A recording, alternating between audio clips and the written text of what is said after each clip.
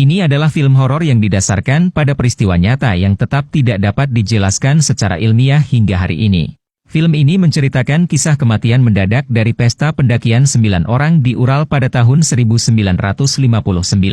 Tidak dapat dipercaya, polisi menemukan 11 korban, bukannya 9, dan 2 orang tambahan meninggal dalam kondisi yang mengerikan, dan tidak ada yang tahu apa yang terjadi pada mereka. Pemeriksaan forensik menunjukkan bahwa semua kecuali 3 anggota tim menderita luka dalam, kecuali 3 orang yang dimutilasi secara fisik.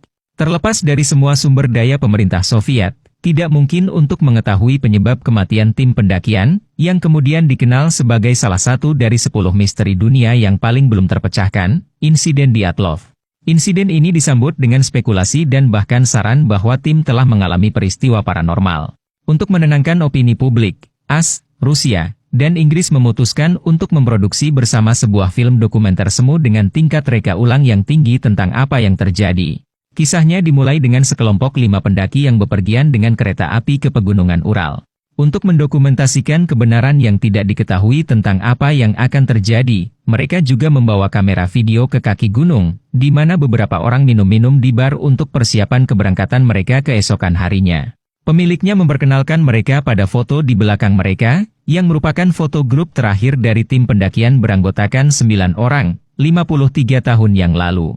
Mereka juga minum di bar ini sebelum mereka pergi. Mendengar hal ini, wajah kerumunan orang tenggelam, semua merasa bahwa ini adalah pertanda yang tidak menyenangkan. Tetapi mereka berada di sini, dunia sedang menyaksikan insiden itu, dan kembali sekarang jelas tidak mungkin. Seseorang hanya bisa terus dengan kepalanya sendiri. Sang bos mengatakan kepada mereka bahwa ada seorang pria tua yang berjarak 20 km jauhnya, yang merupakan bagian dari tim pencarian dan penyelamatan saat itu, dan telah menyaksikan kematian para pendaki. Disarankan agar Anda mencari tahu lebih banyak tentang situasinya sebelum mendaki, jadi beberapa orang naik bus ke tempat orang tua itu.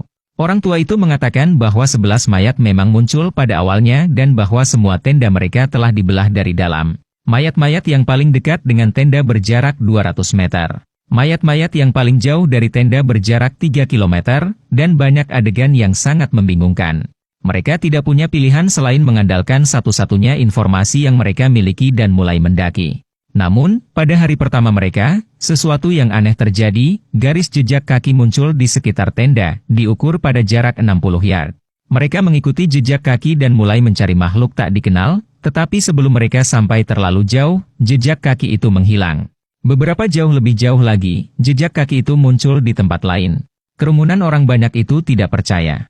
Mungkinkah makhluk-makhluk ini bergerak seketika? Lisa berpikir bahwa jika kita benar-benar bisa menangkap makhluk tak dikenal itu, maka kita akan menjadi orang pertama yang memecahkan insiden ini dan pasti akan terkenal selama berabad-abad. Kerumunan orang sangat bersemangat dan memutuskan untuk terus mencari. Tetapi baru setengah jalan menuju puncak bukit, terdengar suara-suara aneh, dan kemudian kamera juga diganggu oleh suatu kekuatan yang tidak diketahui. Mereka mengabaikan hal ini dan memilih untuk melanjutkan perjalanan. Tidak butuh waktu lama bagi jejak kaki sebelumnya untuk muncul kembali, dan di sini mereka juga menemukan menara buatan manusia dengan sebuah rumah kecil dengan pintu tertutup. Lisa dengan berani memanjat untuk memeriksanya, membuka pintu dan lidah yang terpenggal terlihat, dia langsung jatuh karena terkejut. Beberapa orang dengan tergesa-gesa mendiskusikan apakah akan melanjutkan perjalanan atau memilih untuk mundur. Dan ketika berdiskusi, tidak ada yang menyadari bahwa 2 makhluk yang tidak jauh dari mereka sudah berada di atas mereka.